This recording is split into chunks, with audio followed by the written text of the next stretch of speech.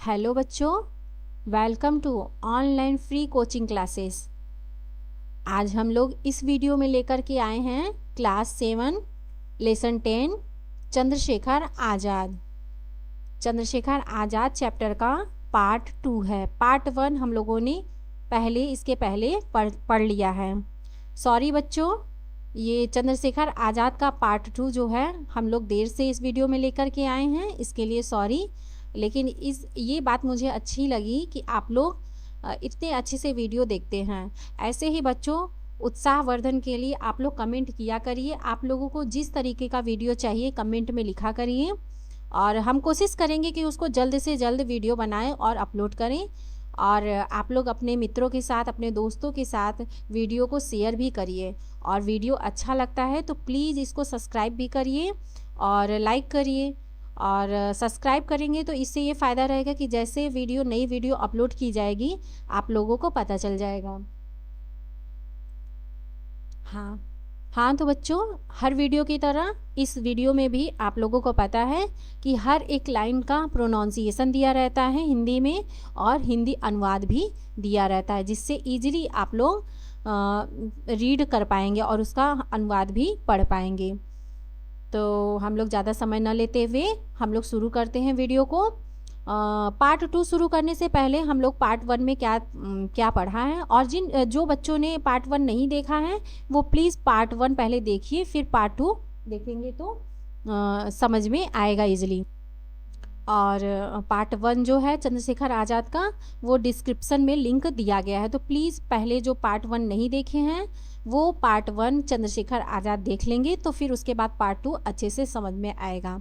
चलिए हम लोग पार्ट 2 शुरू करने से पहले पार्ट 1 का हम लोग थोड़ा सा समरी देख लेते हैं कि उसमें हम लोगों ने क्या पढ़ा था। तो चंद्रशेखर आज़ाद पार्ट 1 में हम लोगों ने देखा था कि चंद्रशेखर आज़ाद का वो आज़ाद कैसे पॉपुलर हुए थे, उनका आज़ाद नाम कैसे पड़ा था, उनके माता पिता का नाम क्या था। उनके पिताजी का नाम पंडित सीताराम तिवारी था और माताजी का नाम क्या था, जगरानी देवी था। और उनका जन्म 23 जुलाई को 1906 में भावरा गांव में हुआ था, जो कि झाबुआ डिस्ट्रिक्ट का था। झाबुआ डिस्ट्रिक्ट है, जिला है, और ये जिला कहाँ पे है, मध्य प्रदेश। तो मध्य प्रदेश के झाबुआ जिले के भावरा गांव में इनका जन्म हुआ था। और इनकी प्रारंभिक शिक्षा भी भावरा ही गांव में ही हुई थी। उनके गांव में ही इनकी प्रारंभिक शिक्षा हुई थी। उसके बाद ये अपनी आगे की शिक्षा पढ़ने के लिए ये वाराणसी आते हैं। हाँ, अपने ही गांव, अपने ही ज़िले में आते हैं। अपने ज़िले का नाम क्या है, हाँ वाराणसी। हाँ, तो ये वाराणसी में आते हैं, संस्कृत पाठशाला में ये अपनी आगे की शिक्षा के लिए आते हैं। फिर इनके बारे में बताया गया था पार्ट 1 में कि ये हनुमान जी के पुजारी रहते हैं और एक बार ये पुलिस से बचने के लिए हनुमान जी के मंदिर में छिपते भी हैं, इस बात का भी जिक्र किया गया था। और इसके बाद आया था, आगे की पैरा में आया था पार्ट 1 में कि एक बार ये जो है कि ये मतलब ये आंदोलन की तरफ, मतलब इस तरीके से स्वतंत्रता आंदोलन में ये कैसे शामिल हुए थे, किससे इंस्पायर हुए थे, किससे प्रेरित होकर के ये स्वतंत्रता आंदोलन को, भारत को आज़ाद कराने के लिए ये आगे बढ़े थे। तो ये महात्मा गांधी जी के अहिंसा आंदोलन और असहयोग आंदोलन से प्रेरित होकर के ये जो कि स्वतंत्रता संग्राम की ओर आगे आए थे। फिर क्या हुआ कि आगे जब ये आए तो विभिन्न प्रकार के आंदोलन हुए, तो इस तरीके से वो अरेस्ट भी हुए। उन्हें ब्रिटिश जो पुलिस थी वो अरेस्ट भी करते हैं, तो वो उनको मजिस्ट्रेट के सामने पेश किया जाता है चंद्रशेखर आज़ाद जी को। तो उसमें उन्होंने अपना नाम बताया था, उनके नाम और उनके पिताजी का नाम जब पूछा जाता है उनसे, तो वो बताते हैं कि मेरा नाम आज़ाद है, और वहीं से उनका नाम चंद्रशेखर आज़ाद हो जाता है। वहीं से वो फेमस हो जाते हैं कि उनका नाम चंद्रशेखर आज़ाद है। और जब मजिस्ट्रेट के सामने उनसे पूछा जाता है कि आपका नाम क्या है, अपने पिताजी का नाम बताओ, तो वो बताते हैं कि मेरा नाम आज़ाद है और मेरे पिता का नाम स्वतंत्र, फ्रीडम है।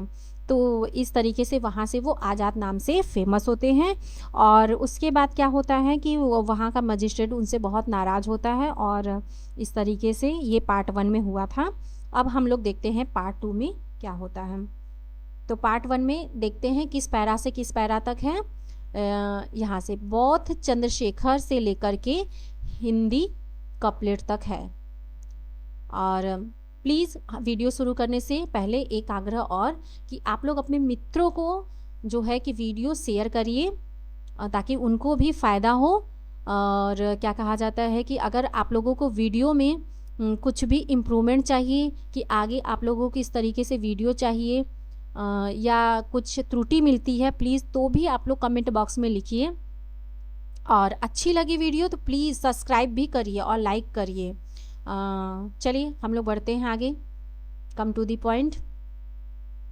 पहले हम लोग यहाँ जो है कि प्रोनाउंसिएशन देखते हुए पढ़ेंगे। बच्चों प्लीज़ जो जीरो से शुरू करते हैं वो भी रीडिंग करना आसानी से सीख जाएंगे।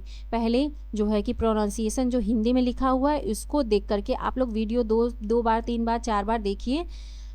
इससे क्या होगा कि आप लोगों को रीड करना, इंग्लिश रीड करना बहुत आसानी से आ जाएगा। प्रोनाउंसिएशन देखते हुए पढ़िए, फिर उसके बाद धीरे धीरे जब हैबिट हो जाएगी थोड़ा बहुत पढ़ने का तो उसके बाद आप लोग वर्ड टू वर्ड जो लिखा हुआ है उसको देखिएगा। और जहाँ कठिन वर्ड आ जाते हैं नीचे प्रोनाउंसिएशन दिया ही है, आप लोग देख करके पढ़ने लगें।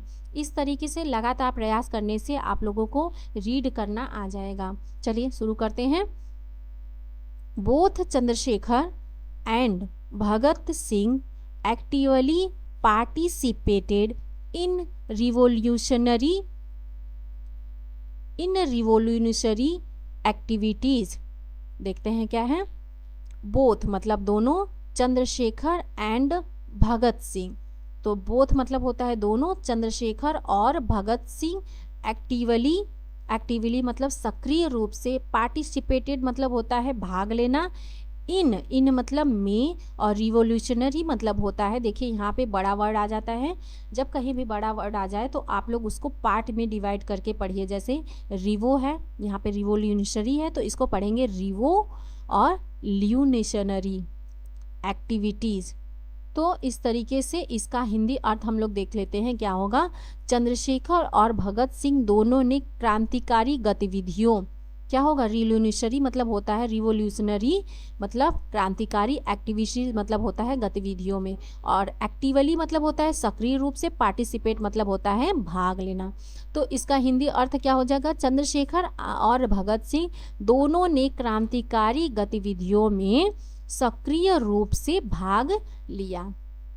चलिए आगे की लाइन देखते हैं। He was deeply disturbed by the Jallianwala Bagh massacre in Amritsar in 1919। क्या हो जाएगा, ही मतलब वह, वाज मतलब थे, डीपली मतलब होता है गहराई से, गहरी रूप से, डिस्टर्ब मतलब उनको व्यथित थे। यहाँ पे दिया हुआ इसका हिंदी अर्थ व्यथित। डिस्टर्ब मतलब होता है उन्हें अच्छा नहीं लग रहा था, जो भी हुआ उससे वो दुखी थे। डिस्टर्ब मतलब दुखी थे, इस तरीके से कह सकते हैं। बाई द मतलब किस चीज़ से दुखी थे, तो जलियांवाला बाग क्या था, माशेकर इन अमृतसर इन 1919।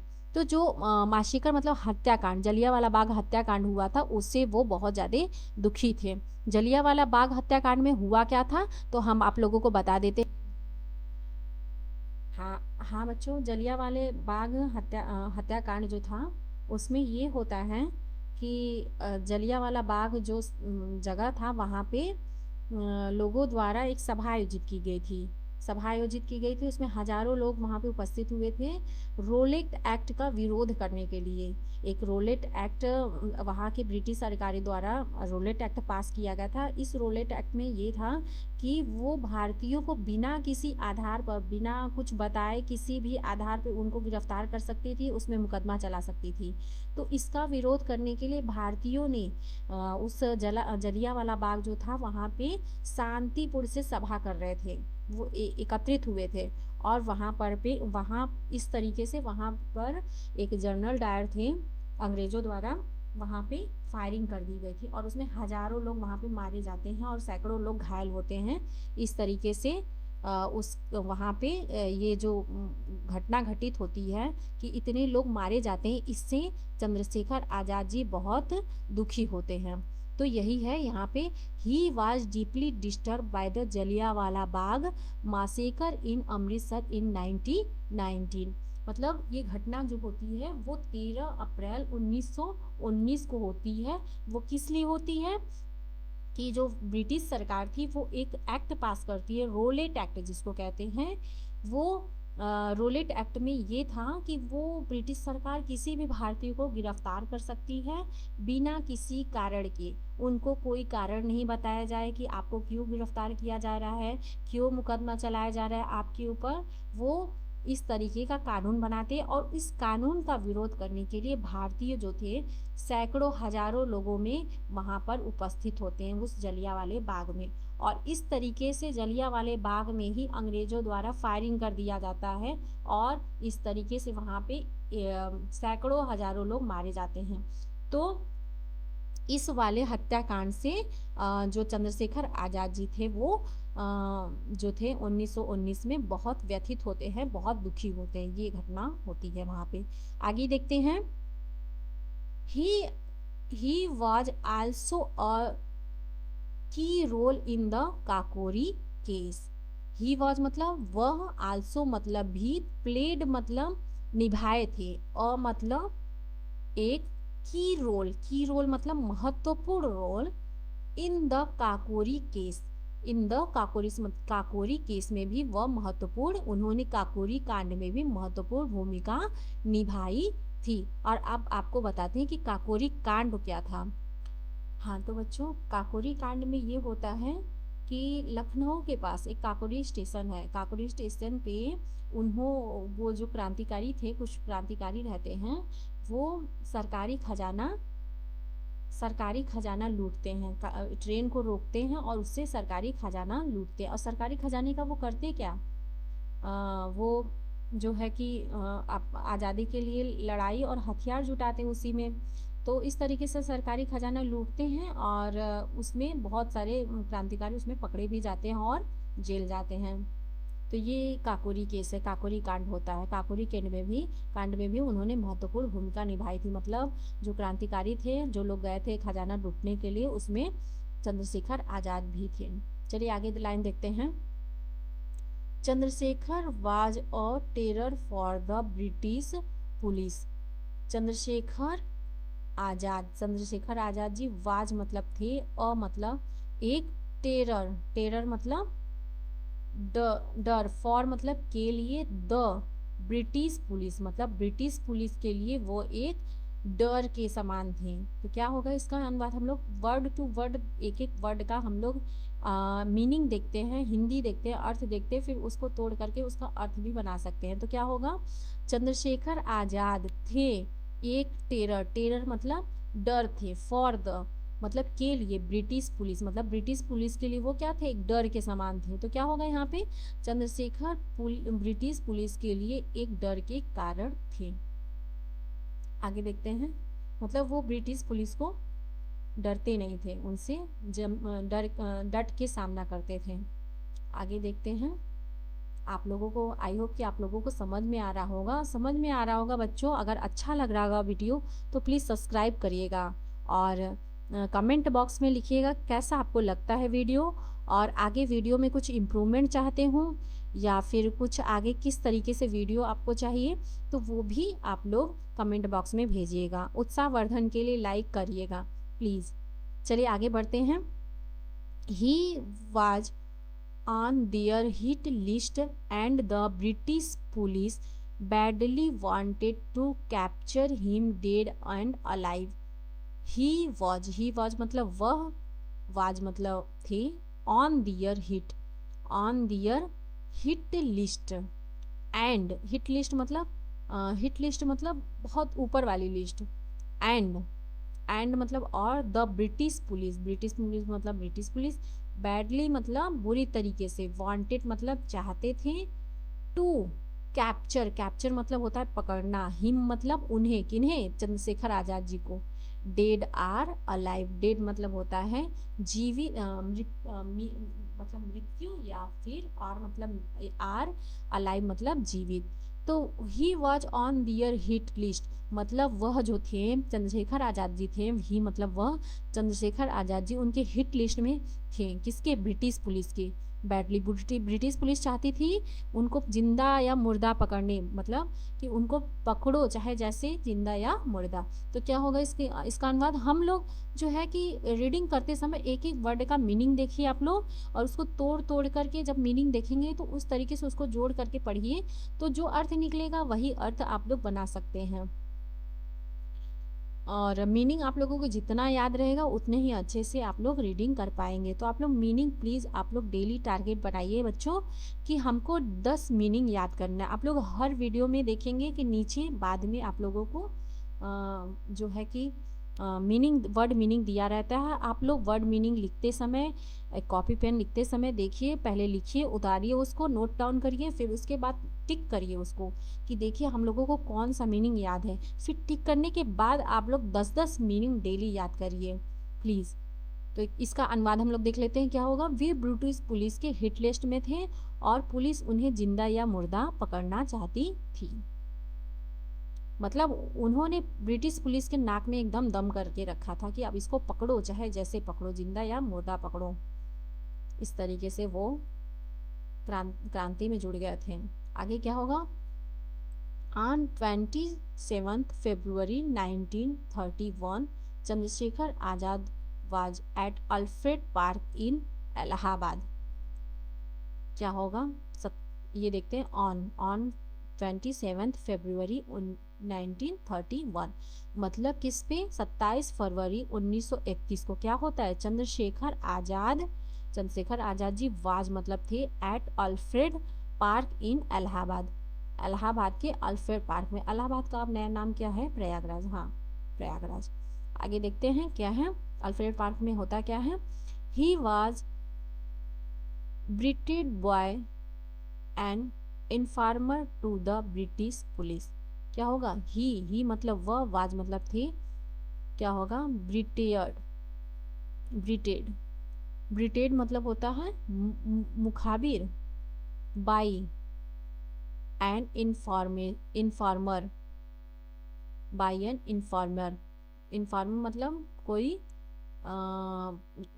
इन्फॉर्म करने वाला, कोई सूचना देने वाला। टू द ब्रिटिश पुलिस मतलब ब्रिटिश पुलिस को। इसका अर्थ देख लेते क्या होगा। उन्हें एक मुखबिर ने ब्रिटिश पुलिस के पास धोखा देकर पकड़वा दिया। कोई इन्फॉर्मर था। उन लोगों में भी खुफिया, जैसे कि अब वो लोग योजना बना रहे हैं तो कोई उनसे मिला हुआ है, कोई उनसे मिला हुआ है। तो खुफिया तरीके से जो इन्फॉर्मर था वो भी क्या होता है कि धोखा दे करके वो ब्रिटिश पुलिस से क्या करता है? पकड़वा देता है कि चलो तुम यहाँ रहना, तुम वहाँ रहना, इस तरीके से करता है। पहले तो वो उन्हीं लोगों में से मिला रहता है चंद्रशेखर आजाद के साथ, फिर क्या होता है कि वो धोखा दे करके क्या होता है? ब्रिटिश पुलिस से उनको पकड़वा देता है। कहाँ पे पकड़वाता है? वही इलाहाबाद के अल्फ्रेड पार्क में उनको पकड़वा देता है। अब वहीं पे क्या होता है देखते हैं। कहानी तो आप लोग जानते ही होंगे बच्चों, मुझे पूरा भरोसा है। अब यहाँ पे रीड करना है तो देखते हैं। The police surrounded the park and ordered Chandrashekhar Azad to surrender.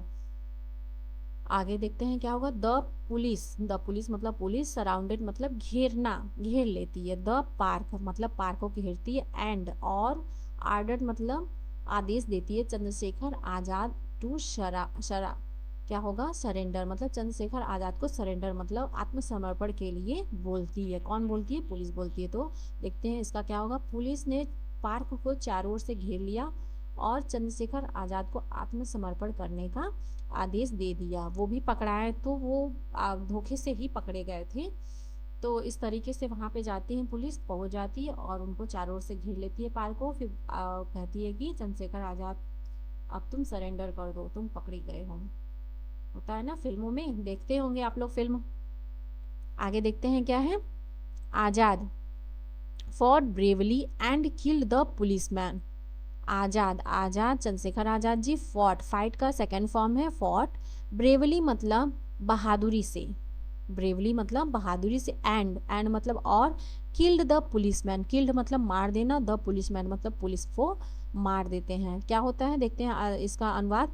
आजाद ने बहादुरी से लड़ाई की और कई पुलिस वालों को मार गिराया। इतना ही नहीं, पकड़े जाने के बाद भी वो क्या करते हैं, बहादुरी से अब तो मैं मरूंगा ही, चलो पहले कुछ करके ही जाते हैं, उनके मन में ये था। तो लड़ाई भी करते हैं, उसके बाद क्या करते हैं, कुछ पुलिस वालों को मार के गिराते भी हैं। आगे देखते हैं क्या है। Finally fighting himself surrounded by the police he shot himself. Finally मतलब अंत में, finding himself surrounded by the police. Finding himself मतलब अपने आप को पाते हैं, सराउंडेड मतलब चारों ओर से, बाय द पुलिस मतलब पुलिस से चारों तरफ से घेर लिए जाते हैं। ही शॉट तो क्या होता है, ही शॉट हिमसेल्फ, तो उसके बाद क्या होता है, अपने आप को ही वो शॉट कर लेते हैं, अपने आप को ही गोली चला देते हैं, होता है ना अल्फ्रेड पार्क में। आगे देखते हैं क्या है।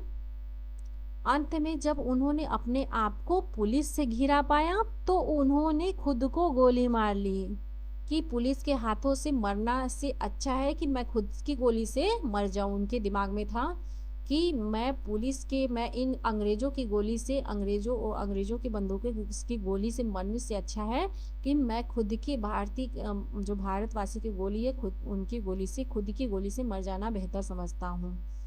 उनके दिमाग में ये था। आगे देखते हैं क्या है। Thus he kept his place of not being caught alive. Thus he kept मतलब इस प्रकार से, he kept मतलब रखा, kept मतलब रखना, he please मतलब प्रतिज्ञा, अपनी प्रतिज्ञा, of not being, of मतलब कि, not being caught alive, catch का सेकंड फॉर्म है कॉट अलाइव, अलाइव मतलब जीवित, मतलब जीवित पकड़े जाने की जो उन्होंने अपनी प्रतिज्ञा की थी कि मैं जिंदा तो इनके हाथ में नहीं आऊंगा। उन्होंने प्रतिज्ञा की थी कि मैं जीते जी इनके हाथ में, इन ब्रिटिश पुलिस वासियों के हाथ में नहीं आऊंगा, ब्रिटिश पुलिसों के हाथ में नहीं आऊंगा। इस प्रतिज्ञा को उन्होंने अपनी निभाया। इस प्रकार से उन्होंने जीवित पकड़े न जाने की प्रतिज्ञा को निभाया। आगे देखते हैं क्या है। He used to recite his favorite Hindi कॉपलेट। He used मतलब वह, used मतलब यूज की जाती है, to recite his favorite Hindi couplet. His favourite मतलब उनकी पसंदीदा, हिंदी मतलब हिंदी, कपलेट मतलब होता है पंक्तियां। क्या है, वे अक्सर अपनी पसंदीदा हिंदी पंक्तियां दोहराया करते थे। क्या है, दुश्मन की गोलियों का हम सामना करेंगे। वो हमेशा नारा दिया करते थे, पंक्तियां बोलते थे। क्या है, दुश्मन की गोलियों का हम सामना करेंगे। आजाद ही रहें, आजाद ही रहेंगे ना, उनका नारा था यही। इसीलिए तो उन्होंने आज मतलब पकड़े जाते तो वो कहाँ आज़ाद रहते हैं, तो इसीलिए उनका नारा क्या था, आज़ाद ही रहे हैं, आज़ाद ही रहेंगे, ये उनका नारा था। इस तरीके से ये जो है चैप्टर रीडिंग का यहाँ पे समाप्त होता है। आगे इस वीडियो में कुछ वर्ड मीनिंग दिया गया है। आप लोगों से विशेष आग्रह है बच्चों लोग कि आप लोग मीनिंग जो है कि ज़्यादा से ज़्यादा याद करिए। मीनिंग जितना अच्छे से याद रहेगा आप लोग रीडिंग उतना ही अच्छे से कर पाएंगे। सेंटेंस दिया है, वर्ड टू वर्ड आप लोगों को मीनिंग आता है, उसका अर्थ आता है तो आराम से उसका अर्थ निकाल सकते हैं इस सेंटेंस में लिखा क्या है। चलिए शुरू करते हैं। आप लोग कॉपी पेन लेकर के बैठ जाइए और नोट डाउन करते जाइए। नोट डाउन करने के बाद सबसे पहला काम कि आप लोग पहले टिक करिए कि कितने मीनिंग आपको आते हैं, और टिक करने के बाद मीनिंग जितने आते हैं उसको साइड करिए। फिर उसके बाद 10 मीनिंग याद करिए, अगला 10 मीनिंग अगले दिन के लिए रखिए। इस तरीके से प्रतिदिन आप लोग 10 मीनिंग याद करिए, ज़्यादा से ज़्यादा मीनिंग याद करिए, और उसको एक दूसरे के साथ उसको शेयर करते हुए भी पढ़िए। मतलब एक दूसरे से पूछ के पढ़ेंगे, आप उनसे पूछिए, आप दूसरे बच्चों से, अपने दोस्तों से पूछें, इस तरीके से जल्दी याद होगा। चलिए शुरू करते हैं। एक्टिवली, ACTIVELY, एक्टिवली मतलब होता है सक्रिय रूप से। नेक्स्ट है पार्टिसिपेट, PARTICIPATD, पार्टिसिपेटेड मतलब होता है भाग लिया। अगला मीनिंग है रिवोल्यूशनरी, इसको तोड़ के पढ़ेंगे, पहले रिवो फिर ल्यूशनरी। REVOLUTIONO IONARY, रिवोल्यूशनरी मतलब होता है क्रांतिकारी। अगला है एक्टिविटीज, ACTIVITIES, एक्टिविटीज, एक्टिविटीज मतलब होता है गतिविधियां। नेक्स्ट है डीपली, DEEPLY, डीपली मतलब होता है गहराई से। अगला मीनिंग है डिस्टर्ब, DISTURBED, डिस्टर्ब, डिस्टर्ब का सेकंड फॉर्म है डिस्टर्ब। डिस्टर्ब मतलब होता है व्यथित, व्यथित मतलब कि मतलब किसी भी काम में मन नहीं लगना, मतलब डिस्टर्ब मतलब दुखी थे किसी बात को, वही था ना जलियांवाला बाग, वहां से वो डिस्टर्ब थे। नेक्स्ट है मासेकर, MASSACRE, मासेकर मतलब होता है नरसंहार या हत्याकांड। फिर है प्लेड, PLAYED, प्लेड, प्लेड मतलब होता है निभाई, प्ले का सेकंड फॉर्म है प्लेड। अगला है मीनिंग की, KEYROLE, की रोल मतलब होता है महत्वपूर्ण भूमिका। नेक्स्ट है केस, CASE, केस, केस मतलब होता है मामला। अगला है टेरर, TERROR, टेरर, टेरर मतलब होता है आतंक। अगला मीनिंग है ब्रिटिश, BRITISH, ब्रिटिश मतलब होता है अंग्रेज, ब्रिटिश सरकार थी ना अंग्रेज। Hit list, HITLIST, hit list मतलब होता है लक्ष्य ऊंची।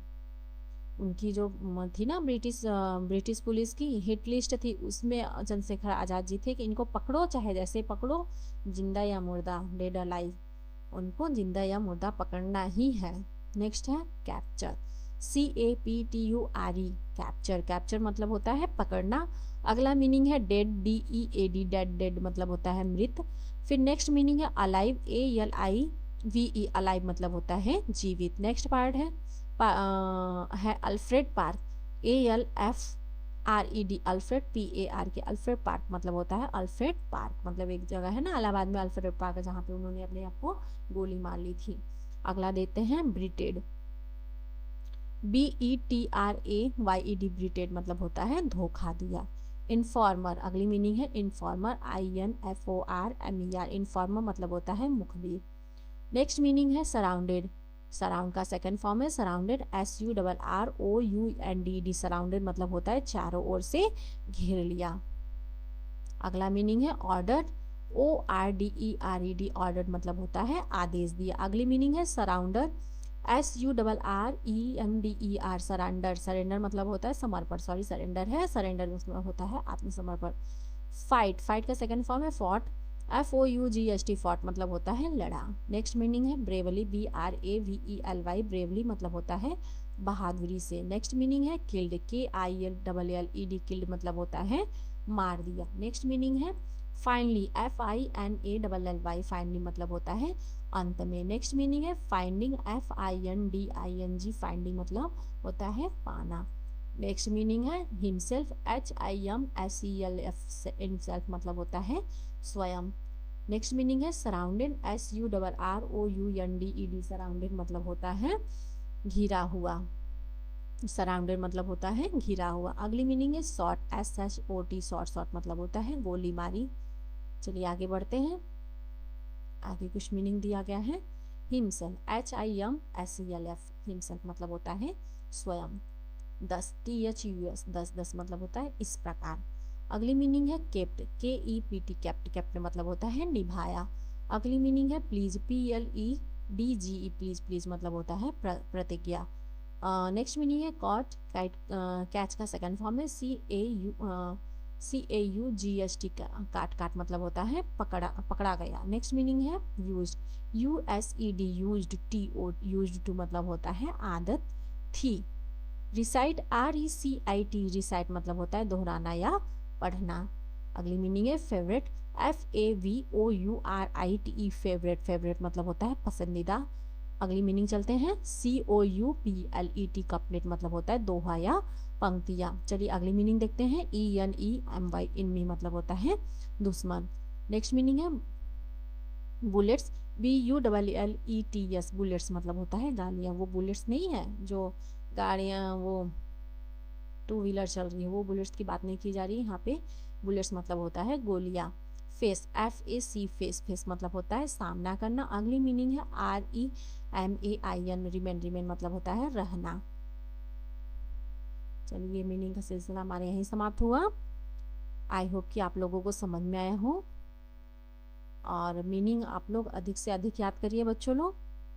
और आप लोग वीडियो अपने दोस्तों के साथ भी शेयर करिए, और आप लोग शेयर करते हुए पढ़ाई किया करिए। वर्ड जब आप लोग याद कर लेते हैं वर्ड मीनिंग, तो क्लास में आप लोग एक दूसरे से पूछिए, वर्ड टू वर्ड एक दूसरे से पूछिए। इस तरीके से शेयर करते हुए पढ़ेंगे तो आसानी से याद होगा।